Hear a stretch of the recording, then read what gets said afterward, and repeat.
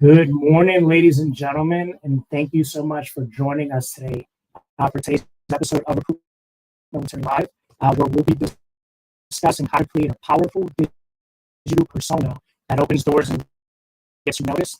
This episode today is brought to you in partnership with Whataburger. Thank you, Whataburger. As a reminder, please feel free to drop any relevant questions or comments down below that you may have during today's episode, or just let us know where you're tuning in from. My name is Raul Torres, and I'm extremely excited to introduce our guest for today. She's an award-winning keynote speaker and the best-selling author of Unforgettable Presence, Get Seen, Gain Influence, and Catapult Your Career. With experience at leading tech companies like LinkedIn and Prezi, she now helps professionals elevate their presence and influence in the modern world. Her impactful frameworks have been adopted by global giants like Zoom, Amazon, and McKinsey. As a LinkedIn top voice with a massive following, she also teaches popular courses at Stanford Continuing Studies and LinkedIn Learn. Get ready to be inspired by one of the most dynamic voices in the workplace communication today. Ladies and gentlemen, please join us in welcoming Lorraine K. Lorraine, welcome. It is so awesome to have you here today. Thank you so much for having me. I'm so excited to be chatting with you today. Yeah, I mean, it's so awesome to have a professional in this kind of space to be talking about the online digital persona. Because in my opinion, I feel like it's today's first impression, right? I feel like it's no longer I'm meeting someone in person, I'm looking them in the eye, shaking their hand, and kind of introducing myself. Now it all feels like, hey, whatever's online that exists about you, that is your first impression, right? It is. And sometimes it's your only impression because you don't meet someone. I mean, I don't know if we'll ever meet in person, but we've met online and that's how we're going to know each other, right? So yeah, it's so interesting how that works now. I know in my role, I didn't meet anyone in person that I had to interview with before getting this job. So that was interesting. I remember one of my interviews with my boss today was literally at a military hospital as I was doing exit kind of appointments and whatnot. And I was literally in the suit. I had my MacBook and I had a hotspot just in case I couldn't get any connection. And I was literally in my car just, doing stuff, getting interviewed for this job. So I found that that was a wake-up call for sure going into the civilian workforce. But what I wanted to talk about today, the first thing I wanted to get into was virtual interviewing and presence, right? I know in your book you talk about the T method.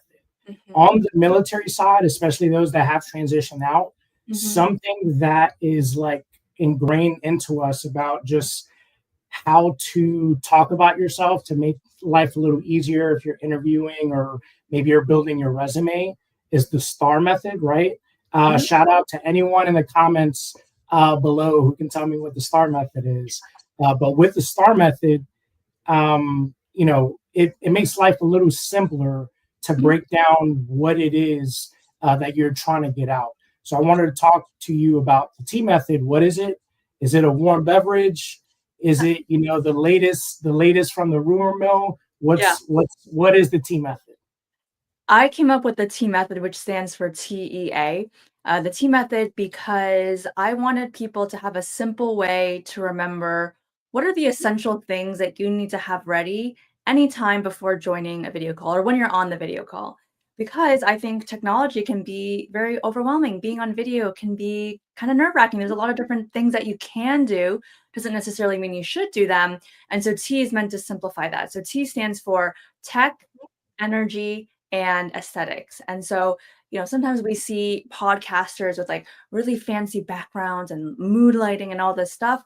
When we're on a call, with a friend, for an interview, you can keep it simple. So make sure you have the right hardware and software for tech, make sure that you are showing up with energy, using your body, showing body language. That's an important way that we communicate and deliver a message, making sure that we are connecting in such a way that moves us beyond autopilot conversations.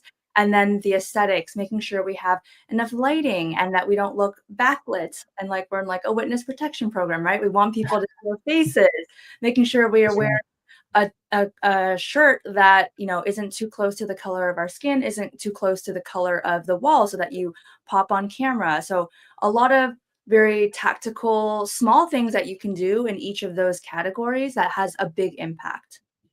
Okay, that's making me so self-aware of like this shirt right now. Like looking in the camera. It looks good, yeah. Okay. Okay. As you were saying those things, I'm like looking at my background, like, man, is this too much? Am I overbearing? Is it I too like much? yours. I like yours.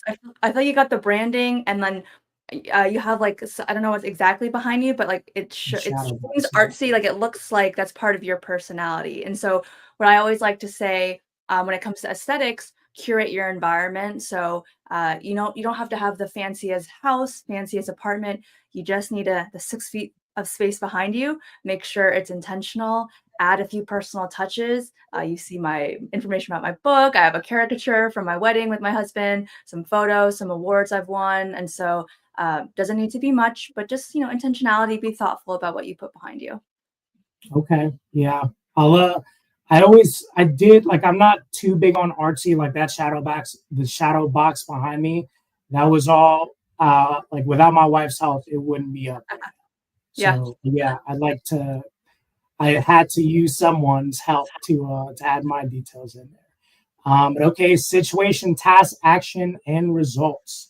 I see Sebastian and Paul answered. That's Nice. absolutely right. But yeah, no, the T method, that feels like a new modern way of looking at things, and it makes sense. Um, but yeah, so getting into the virtual interview presence, kind of like feeling your background, making sure your shirt is distinguishable from like your skin tone, and then moving on into like your LinkedIn presence, right? Yeah. I remember for my LinkedIn, I started it, I don't know, maybe like a year out from transitioning from the military, Mhm. and I'd knocked everything out. I'm like, cool, doing the star method, I'm doing the T method, right? I'm knocking things out. And then at the very end of it, I didn't have a professional photo. Like I don't think I've ever taken a headshot. So I remember literally like looking around, put on like a dress shirt, Yeah. threw on a suit, went to like the outside of the apartment building, Yeah. and my wife took a photo, and I'm not ashamed to admit it. It's still the photo that exists on my LinkedIn profile today. Um, that's the same one. So I wanted to ask you, like, LinkedIn presence. Yeah. Where do you start first? Well, first off, I love that you had your wife take a photo of you, because I think sometimes people are like, oh my gosh, I have to go to the studio to get a professional photo and I have to spend hundreds of dollars to get the photo. No, I think our phones they're really great cameras now. So as long as you have good lighting and maybe you use portrait mode, you can get a very nice picture for your LinkedIn profile photo. But where I would say to start, one, yes, profile photo is important.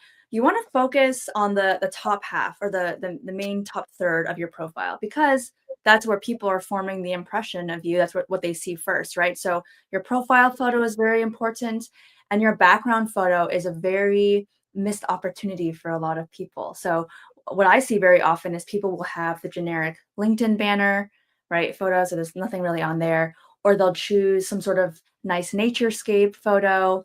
But you want that to explain to me who you are. And so unless you're a photographer by profession and you took that photo, it's not really telling me much about you, right? And so adding a few different things, maybe you have a website, maybe you have like a mission statement or an area of expertise, or you're seeking a certain job, or there's something about your history that you want to call out, put that in the banner, right? So there's just a lot of ways that you can use that. Think of it as your billboard for your LinkedIn. So you want people to understand at quick glance, what can you offer? What are you looking for? And then the third piece I would say is very important is the headline. And I think with the headline, again, another mistake that people make is they're very literal with it. So job title at company or seeking this kind of role. And with our LinkedIn headlines, we actually have 220 characters that we can use, which means we have a lot of space to work with. LinkedIn actually increased that amount, so it's now 220.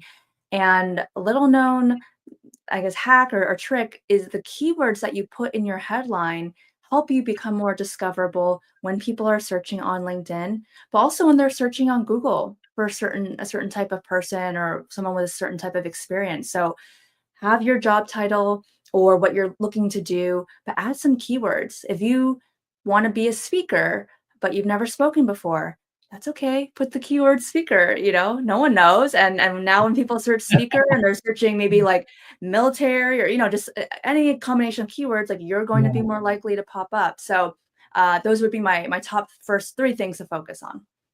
Okay. Yeah, no, speaker. If you're in the military, you have spoken before. Like there is no ifs, ands, or buts about it.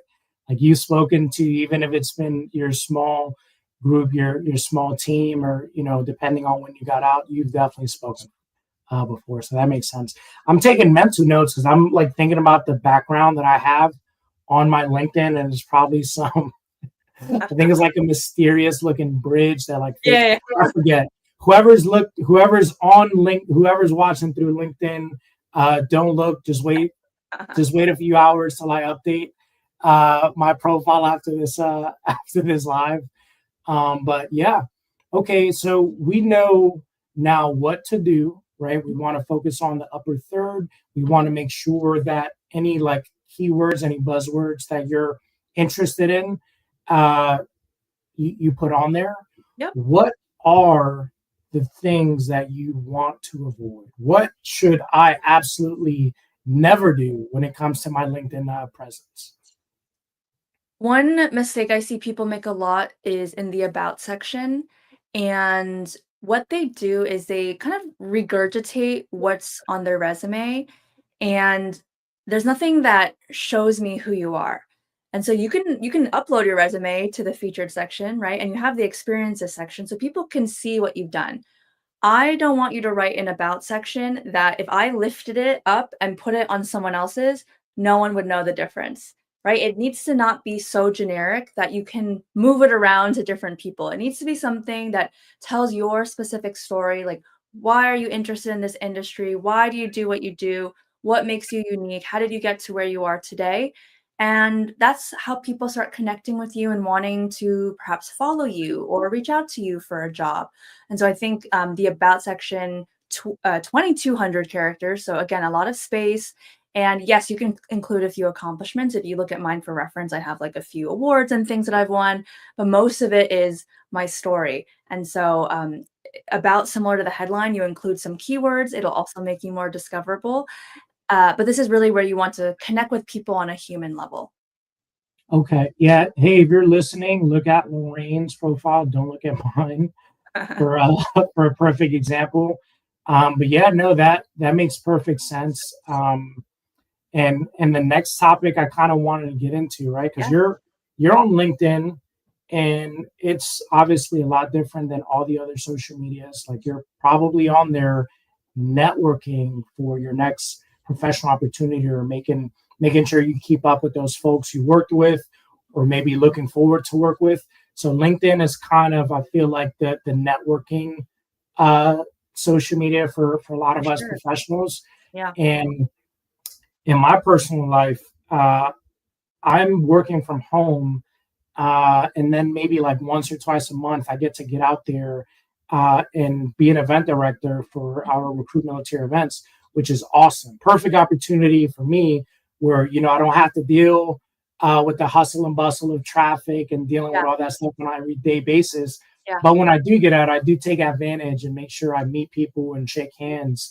So I wanted to talk about the importance of networking, right? Yeah. I have a younger brother, Hmm. 18 years old, Hmm. um, in college right now, and I told him what you want to get out of it at the end of your time there. Yeah. Yeah, sure, you're gonna have your piece of paper, but it's probably gonna be who's around you, who you talk to, what information you guys can relay to each other. Obviously, keeping up and rooting for each other, but most importantly, making sure you keep up with what's out there professionally and keep yourself in the loop. So I wanted to ask you, what do you think about the importance of talking to people and networking? Yeah, I'm so glad you brought this up, Raul. I think it's such a critical topic. And sometimes it gets a bad rap, like networking, maybe people think it's like, oh, I'm like using people or just trying to like talk to Hmm. them to get something.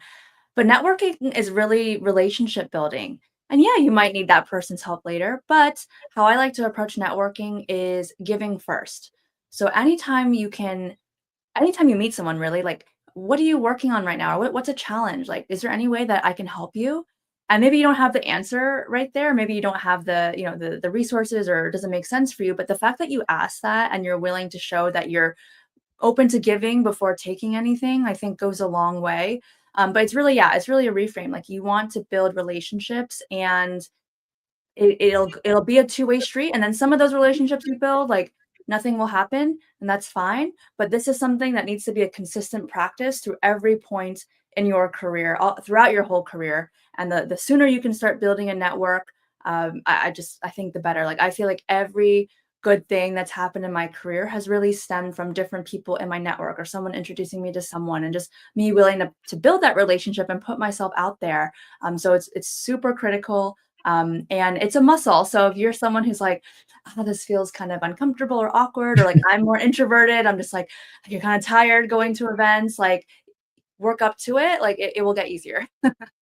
Yeah, it's so funny. Like, I know I'm not older, but it feels like when I'm talking to my brother, I'm like, man, it's so interesting talking to him about like the younger generation. I'm like, how does it work in your Mhm. classroom, man? You're Yeah, like 18 years old.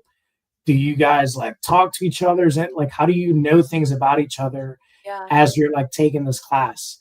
Um, but yeah, I mean, I myself, like I told them, hey, don't make the same mistake I did. I did 4 years of college, and I mostly just worked on myself, my degree. I had like friends yeah, and stuff, but as far as like the professional aspect of it, like I really wasn't asking those questions, right? I wasn't really focused on like, hey, what internships are out there? yeah, Who's who's hiring in like the local area for what I'm studying. So that's something that I kind of try to make sure he understands that's as good. he's going through it in real time. Like, hey, make sure you talk to people around you, and it can't just be about like the next party or where are you guys gonna go eat. It really should be about those things you asked about. Maybe I don't know, maybe ask about what job opportunities they're looking at, what issues they're experiencing at the moment, maybe Yeah, what internships exist at the moment. So I do really believe networking is a huge piece, and that's something I'm still learning, but that's something that after I transitioned out really made a lot more sense. But yeah, one of the things you spoke about mhm, was really interesting about not like that feeling, that guilty feeling about like making networking about you. So how do you thread the conversation into like just regular talking and then converting it into like professional lingo, if mm. that makes sense? How do you thread that needle? How do you thread that um conversational threading? Yeah, yeah, so I think whenever you meet someone new, approaching it from a place of curiosity, I think, is the best thing to do. So ask questions to the other person, and there will be a certain point where they're like, "Oh, I've been like talking a lot. Now it's time for me to ask you some questions." And so Mhm. that's a really good way to show your interest and to get to know each other. I think what you're referring to, Raul, is this concept of conversational threading to help keep the conversation going. And so what happens a lot of the time when we meet someone new is we ask very uh, like autopilot yes no type questions. So Mhm. an autopilot question is a question you can already guess the answer to. So Raul and I meet at a networking event. Oh, hi, like how are you doing today? And Raul goes, oh, I'm good. How are you? Oh, good, Yeah. thanks.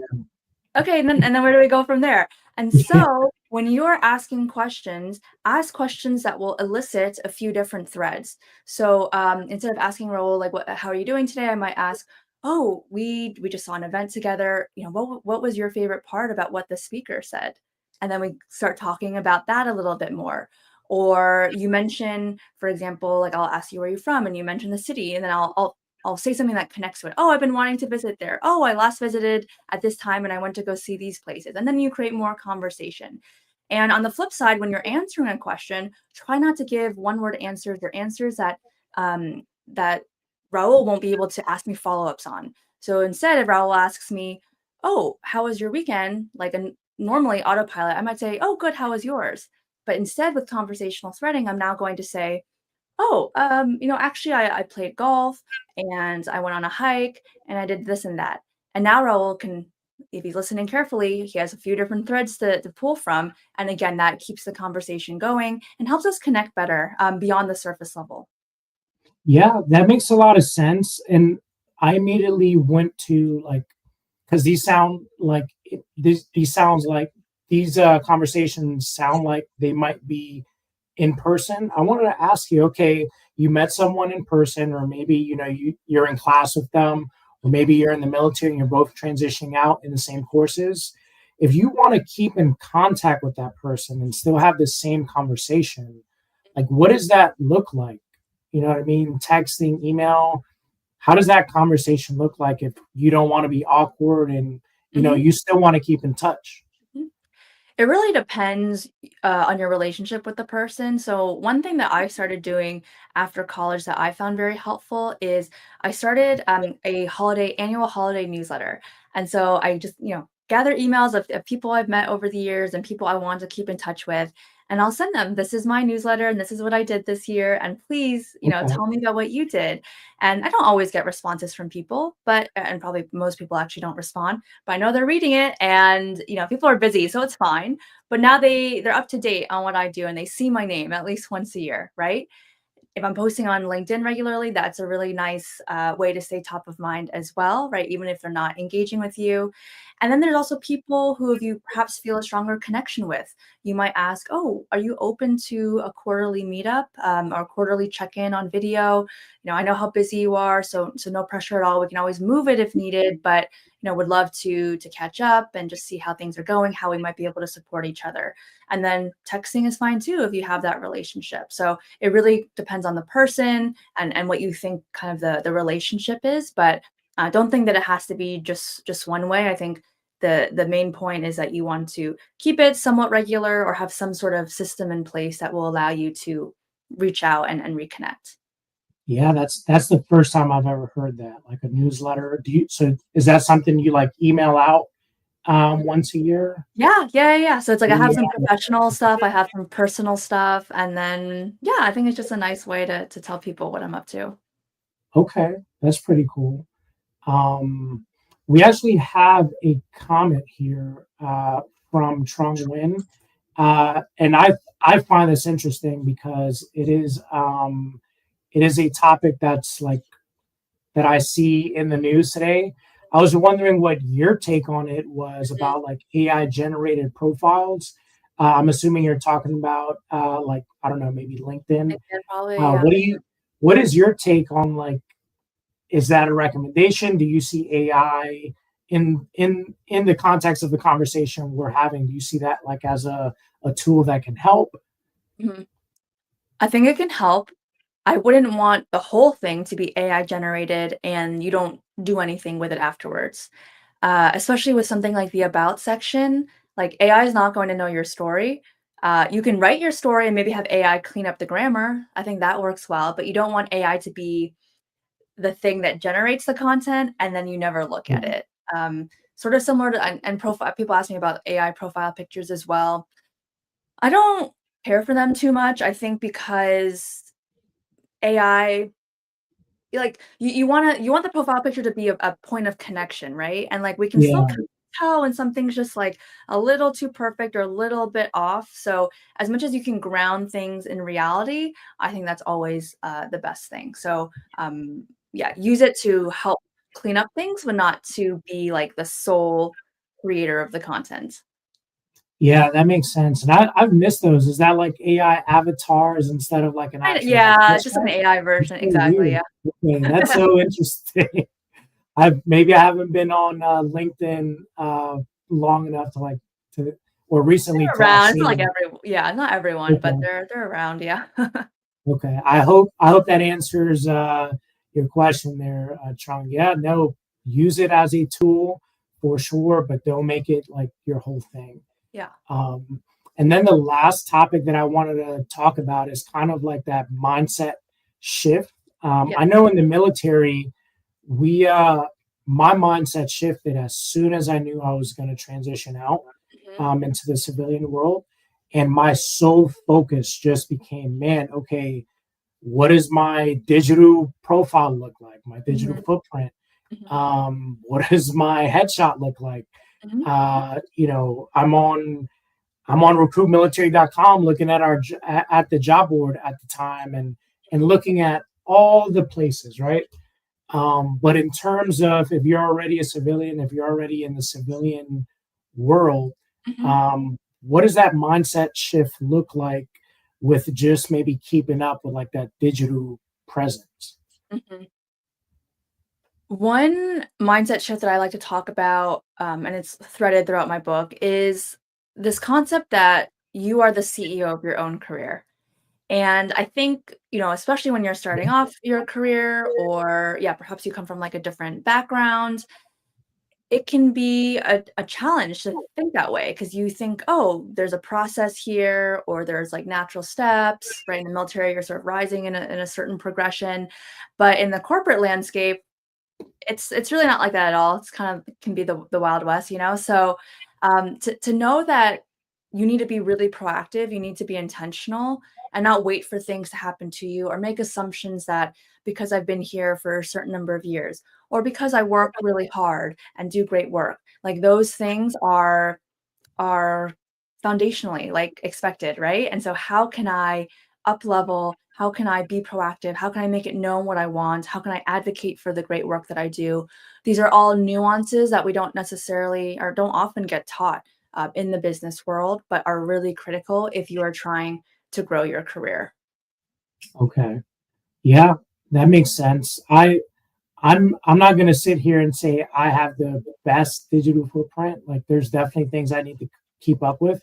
So I do feel like that digital mindset or that mindset shift has to be like continuously doing things, Yeah. right? Because you Yeah. build your resume, you got a job. Now I'm not really looking at my resume, right? I'm not really, updating things on LinkedIn.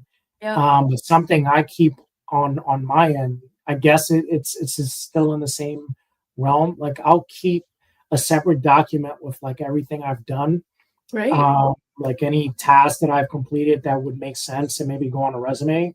I'll Yep. add that to like a master sheet of Nice. things. But it is good to hear the other side. That's kind of the private side, like where I have that on a separate file. But it is good to hear, like, hey, you should be doing these things. Hey, maybe if you're more outgoing or you're good at like layouts and stuff, maybe a newsletter, to your professional friends and family. That'd be a cool thing to push out. So Yeah. that is an awesome. That is the first time I've heard that someone does that. That is really unique. So that's pretty I'm cool. glad, yeah, and I think what you're doing, keeping track of your wins, excellent. Everyone should be doing that, and you use that during annual reviews, anytime you have to, create your promotion case, right? So that's a really great resource that you have, Raul. Yeah, thank you. And I appreciate you. I know we're coming up on time, Lorraine. I appreciate you hopping on. And I wanted to just point out our talking points today for those listeners. Today we went over like your virtual interview and presence using the T method. So make sure you look out for Lorraine and like what she does. Her LinkedIn or your LinkedIn presence, where to start, most important factors, do's and don'ts, and then just the importance of networking and how to do it, conversational threading, and just keeping in that mindset shift of always like keeping your things up to date. But Lorraine, thank you so much for these amazing tips and guiding points for our military community. not only translating their military experience, but also ensuring that it's represented online in a very efficient and effective way. So we really appreciate that. And Thank if you our so much. audience, Yeah. yeah, thank you for coming on. I wanted to ask if your audience, if our audience wants to know more and go in depth about these topics, how can they get their hands on your book? Yeah, so unforgettablepresencebook.com is where you can go. It's also available on Amazon and Barnes and Noble and pretty much wherever you get your books. And so I think this is a great resource for all of you looking to up-level your virtual presence and shift your mindset to really become the CEO of your own career. There's a whole chapter on LinkedIn. And then I also have additional free resources on my website. So lorraineklee.com, many LinkedIn learning courses as well that are free. So yeah, check those out and hopefully they help. Awesome. Lorraine, thank you so much for coming on with us today. Thank you, everyone, for listening. And that's all we have. Thank you, everyone. Have a great rest of your day. Thank you.